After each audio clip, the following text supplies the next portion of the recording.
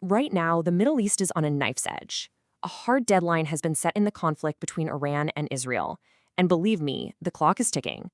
What happens in the next few hours could literally reshape the entire region. So let's get you right up to speed on what's going on. The entire country could be taken out in one night. That's not just some off-the-cuff remark. That's a direct quote from the US president. It's a stark signal of just how high the stakes are as negotiators are racing against time. This is the backdrop for the diplomatic showdown that's happening as we speak. All right, to really get a handle on this crisis, we're going to break it down into 4 key parts. First, we'll look at the diplomatic deadline that's forcing everyone's hand. Then, we'll dig into the big disagreements that are preventing a ceasefire.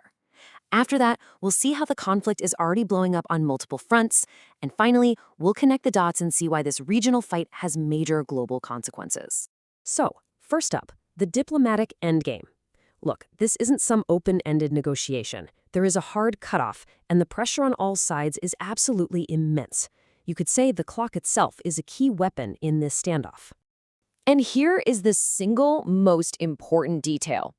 President Trump has laid down a final, totally non-negotiable deadline. He already gave one extension, but this is it. If Iran doesn't agree to a deal by Tuesday at 8 p.m. Eastern, the White House has been crystal clear that the only alternative is massive military action. And we're not talking about vague threats here. The U.S. has been very specific about its plan to go after Iran's economic lifelines. We're talking about decimating every single bridge, putting every power plant out of business, and using military force to reopen the critical Strait of Hormuz. It's a plan designed to cripple the country's ability to even function. So, you're probably asking, with a threat that clear, why is a deal so hard to reach?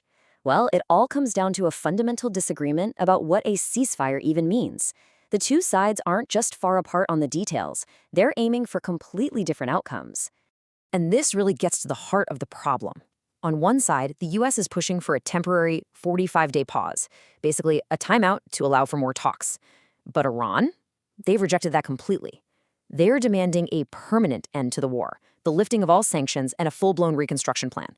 So you see, one side wants to hit the pause button, the other wants the entire conflict over, for good.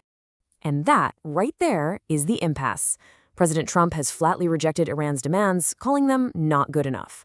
So even with frantic last-minute talks happening with mediators from Pakistan, Egypt, and Turkey, the two sides are just fundamentally at odds over what a deal should even look like.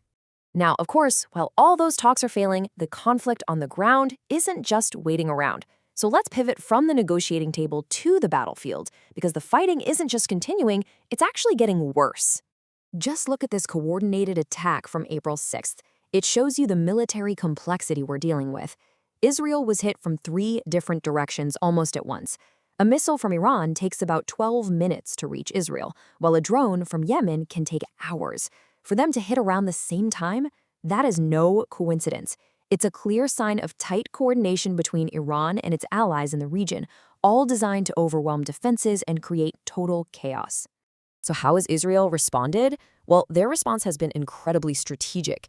Instead of just a military tit for tat, the Israeli Defense Forces, the IDF, have been striking deep inside Iran, and they've been aiming right at the heart of its economy.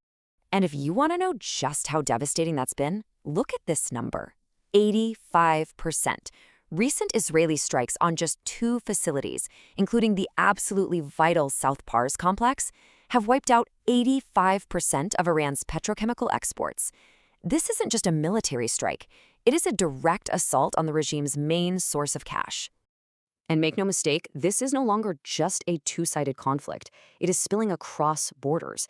The UAE and Kuwait are now having to activate their own air defenses to shoot down incoming attacks, all while Israel's operations in Lebanon are ongoing. The entire region is getting pulled into this. Okay, so let's zoom out for a second. Why should any of this matter to the rest of us around the world? Well, this final section explains the immediate global ripple effects, and they are significant. The first and most immediate global impact, it's hitting you right in the wallet. With Iran effectively blocking the Strait of Hormuz, which is a choke point for about 20% of the world's oil, and with attacks on energy sites, those supply fears are very, very real. Oil prices have already surged past $110 a barrel, and you can be sure that's going to be felt at gas pumps everywhere.